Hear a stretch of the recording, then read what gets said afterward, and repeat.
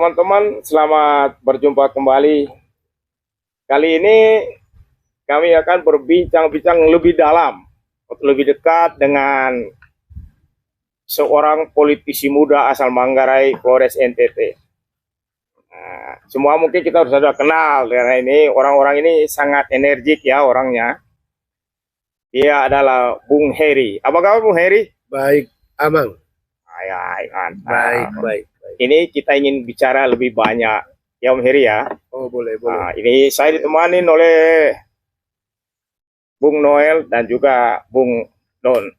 Ini kedua orang ini bukan orang biasa, mereka ini wartawan.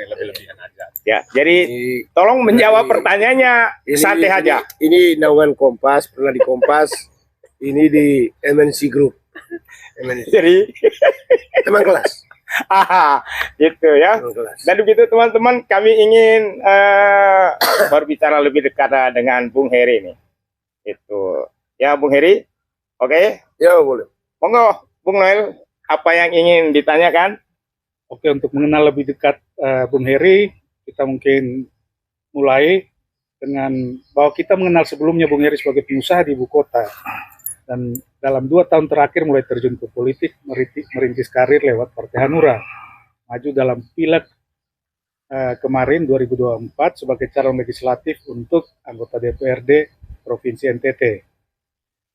Nah, kira-kira setelah hasil pilegnya kita dapatkan kemarin, bagaimana visi dan proyeksi ke depannya? Akan terus berkarir dalam politik atau bagaimana? Oh, pasti terus. Sudah terjun ya, lanjut.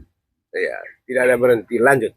Sudah terjun lanjut, makanya nanti saya akan menetap di Manggarai, Om Noel. Ya, bisnis saya di sini tetap berjalan. Saya menetap di dalam untuk terus berlanjut dalam politik ya. Oke. Nah, kalau terus berkarir dalam bidang politik, dalam waktu dekat, beberapa bulan ke depan akan ada kontestasi termasuk Pilkada Manggarai. Nah, suaranya Bung Heri yang mendekati 11.000, kemudian untuk Kabupaten Manggarai sendiri 7.500, tentu merupakan aset yang membuat para kandidat lain melirik kepada Bung Heri. Apalagi selain itu, Bung Heri dinilai sebagai sosok yang sebenarnya kalau menurut kami yang lain ini punya integritas dan keberpihakan yang jelas, ada visi misi. Pastilah Bung Heri dilirik oleh orang-orang di sana. Gimana sikap pribadi Bung Heri untuk menyongsong Pilkada Kabupaten Manggarai 2024 nanti? Ya, Om Noel. Ya, memang ada beberapa juga orang-orang, teman-teman yang mendorong juga. Ada beberapa juga yang sempat kontak juga untuk ikut ambil bagian. Tapi saya sendiri begini Om Noel untuk 2024 ini saya tidak fokus untuk bupati. Ya, bupatinya itu 2029. Kalaupun saya ikut terjun di 2024 sebagai wakil, ya sebagai wakil, saya siap. Ya, finance siap ya, sebagai wakil, ya Om Noel ya. Itu juga wakilnya siapa dulu, jangan sembarang gitu loh. Benar. Wakil dari orang yang benar-benar punya kans untuk menang gitu. Karena saya tidak mau gagal lagi gitu. Saya harus hitung baik-baik. Jadi harus wakilnya orang yang siap menang dan punya kans untuk menang. Jadi kalau memang ada yang mau, ayo jalan bareng, ya why not? Tapi untuk wakil, bukan bupati. Orientasinya masih 2009 untuk bupati. Begitu. Nah, Rain ketika berkampanye kemarin dalam pileg mempunyai visi misi dan keberpihakan yang jelas ya. Antara lain keberpihakan pada lingkungan, berupaya untuk mengangkat potensi-potensi anak-anak daerah di Manggarai yang potensial untuk diangkat ke level nasional. Nah, apakah dalam pemilihan pasangan atau kandidat nanti yang akan didukung dalam Pilkada Manggarai akan juga melihat aspek visi misi yang sesuai gitu? Iya dong. Ya toh. Karena saya kan orang yang punya visi misi menjaga alam. Jadi kandidat yang saya usung juga ya harus kandidat yang bisa menjaga alam. Jangan kandidat yang bawa tambang. Kalau bawa tambang saya tidak mau dukung, saya lawan. Baik dia di bupati maupun dia di gubernur. Saya akan lawan. Ya, karena saya itu cinta lingkungan.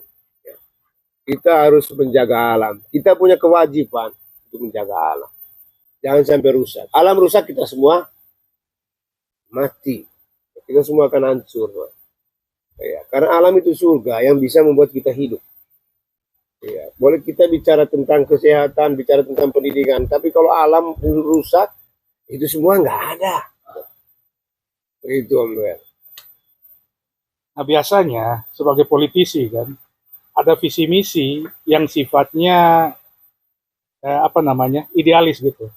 Tetapi yang dilihat orang biasanya ada praktek nyata di lapangan. Bagaimana Kraeng sebagai orang yang punya visi misi melindungi alam Manggarai, ketika nanti sudah kembali menetap di sana, menunjukkan kepada masyarakat bahwa ini loh bukti nyata saya itu berpihak pada perlindungan alam Manggarai. Nanti ya. Iya. Sebelumnya sudah banyak yang saya lakukan. Iya. Saya lawan perusahaan tambang yang mau buka di kampungnya beliau ini, kampungnya Parunatus di Lubuk Lolok gitu, Tinggal Lolok Lubuk. Ya, saya lawan, ya, dan berhasil sampai di MA, dan berhasil tidak jadi. Nanti saya akan membuka LSM atau semacam wadah organisasi untuk mengumpulkan orang-orang yang mencintai dan melindungi alam. Itu bahkan saya mau menetap di dalam, Om. Ya. Oke lah, saya tidak bisa jadi anggota DPR Provinsi. Program-program yang saya rencanakan ketika menjadi anggota DPR Provinsi, saya bisa lakukan lewat LSM itu nanti, lewat wadah itu nanti. Dan itu saya sudah persiapkan dan saya buat. Makanya saya akan tinggal di dalam gitu. Lewat LSM nanti akan buat itu program-program, dilaksanakan program-program yang menjadi cita-cita saya, kampanye-kampanye saya selama ini. Begitu Om Noel. Saya kilas balik sedikit karena singgung tadi tambang ya. Ini Pak Heri Bertus ini yang saya jelaskan tentang Kesa Heri memang luar biasa keberpihakan dia terhadap penolakan tambang ya. Dan dia orang yang menggerakkan semua kalangan untuk maju bersama menghadang tambang di kampung saya. Dan itu berakhir dengan kesuksesan luar biasa. Perjuangan itu sampai di MA dan kita bahu-membahu backup dia di motor relay Kesa Heri ini. Untuk visi itu saya tidak bisa ragukan dan kita harus angkat topi, memberikan salut dan hormat kepada Pak Heri. Dan tadi disinggung kalau dia berpasangan orang harus punya visi yang sama ya. Artinya Pak Heri bisa melacak ya rekam jejak dari calon itu ya. Bisa. Jadi sudah menjadi komitmen yang tidak mengambil langkah mundur lagi, maju terus dan kita semua support lah sedikit. Tapi apakah ada hambatan nanti dalam hal? Mungkin tidak ada orang yang bisa punya kualitas seperti visi yang ada masukan itu, atau masih ada di bumi Manggarai? Masih banyak, hanya butuh orang bagaimana mengkoordinir mereka. Seperti perjuangan melawan tambang kemarin kita kan, banyak kok orang yang dari Manggarai yang ikut toh, yang ada di sana tuh ya ikut kita berjuang bersama, banyak sekali. Masih banyak. Ya, artinya kan nanti orang-orang yang maju itu yang mau jadi Manggarai nomor 1 kan punya jaringan yang apa juga. Iya. Dalam arti Kesa Heri sangat teliti dalam hal itu ya, dan kita percaya lah kalau ada banyak tuh belasan calon bupati itu, kita bisa lihat yang mana yang potensi menang dan punya berpihak pada alam, ya melindungi alam, bisa tahu yang punya potensi menang dan berpihak pada perlindungan alam itu yang kita pilih. Kalau terawangan Bang Jul tentang dia ini tentang alam, karena kita sering diskusi tambang dan Bang Jul kan pelaku tambang itu. Jadi, sudah bertobat. Kita sih berharap para pemimpin muda ya seperti Bung Heri ini memang mereka punya keberpihakan kepada lingkungan hidup. Karena di negara kita yang sedang berkembang ini, kita ini masuk kategori negara miskin. Bahwa kalau kita bicara tentang kalau kita bicara tentang lingkungan hidup, itu hanya slogan. Selama itu masih bisa menguntungkan, disikat habis, babat habis. Jadi saya tidak bisa memberi contoh, bisa ngelihat sendiri aja di mana-mana. Itu ciri negara yang sedang berkembang atau negara miskin. Nah, apa tadi yang bilang sama Bung Heri ini penting dan itu harus kita dukung. Bahwa harus punya keberpihakan kepada lingkungan. Kita negara miskin, tidak Bung. sembrono untuk Ya, hantam. negara miskin itu kehidupan pejabatnya itu hedon dan korup. Banyak tempat yang mereka bisa harap, ya kan? Selama itu bisa jadi duit, dijadiin. Nah, makanya orang-orang yang seperti Bung Heri yang masih muda ini, saya kira patut kita dukung demi kelestarian lingkungan hidup, kelestarian alam untuk anak cucu kita. Itu yang penting, ya. Ya, Bung Heri. Kan orang Salut selalu dengan berargumen begini, untuk mendapatkan PAD daerah itu salah satunya tambang ya. Iya. Lalu Pak Heri ya tidak suka ke arah itu Ya, dengan begini, gagasan begini, lingkungan Bos, itu. begini. Kira-kira alternatifnya Tidak bisa- anti tambang, tetapi lihat wilayah lingkungannya dulu. Flores itu tidak cocok untuk tambang.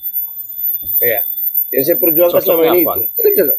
Pariwisata, perkebunan, pertanian, nelayan, tidak cocok untuk tambang. Flores itu kecil, Pak Donatus. Saya kalau dari Karot itu ada di dekat biara, di dekat ke biara apa di Karot itu, saya sudah bisa lihat Reo di bawah. Kalau saya berdiri di Golusang, saya sudah bisa lihat Pulau Mulas di sebelah. Iya. Kalau tambang masuk, kita mau tinggal di mana? Kecil. Kalau lu di Kalimantan, oke lah. Bangka Kalimantan. Belitung. Ya, artinya tambangnya itu di atas ya. Batu baranya di atas itu, tinggal dikeruk-keruk begini, bukan di bawah gitu. Coer-coer. Coer-coer. Tapi di Flores ini kecil. Coer mesti Tahu di gawe mana? kalau keluar. Itu satu. Yang kedua, Flores itu pulau terberkati. Pulau terberkati. Kenapa? Tidak boleh rusak. Kenapa? Satu-satunya pulau di Indonesia, 16.000 pulau Indonesia. Tapi satu-satunya pulau yang pakai nama asing hanya Pulau Flores. Flores. Dari bahasa Portugis, bunga. Bahasa Latin, Flores. Benar tidak, Pak mantan perhatian? Ya, dah? Bahasa Inggrisnya flower. Kenapa pulau kita disebut Flores, bunga?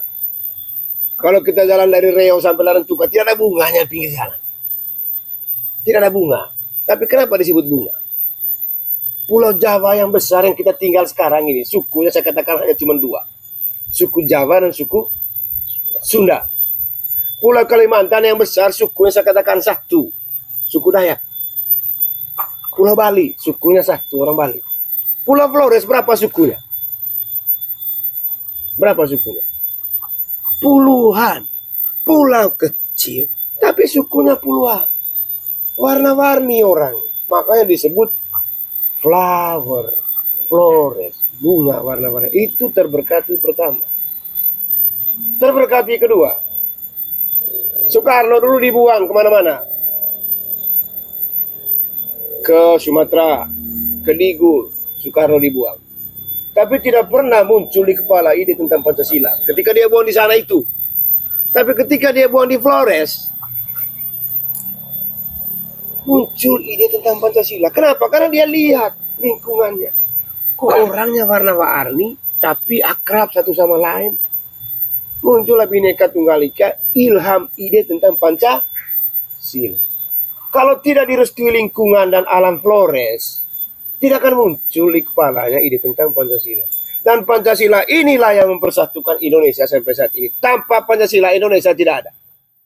Jadi bangga jadi orang Flores. Maka saya katakan Flores ini tempat lahirnya Pancasila, pulau terberkati. Tanpa Flores. Jangan sampai rusak alam dan Tanpa budayanya. Flores tidak ada Pancasila. Karena Pancasila lahir dari budaya leluhur dari Flores. Kemudian yang ketiga alasan kenapa saya bilang pulau terberkati tidak boleh rusak. Abang, saya itu keliling Manggarai. Abang.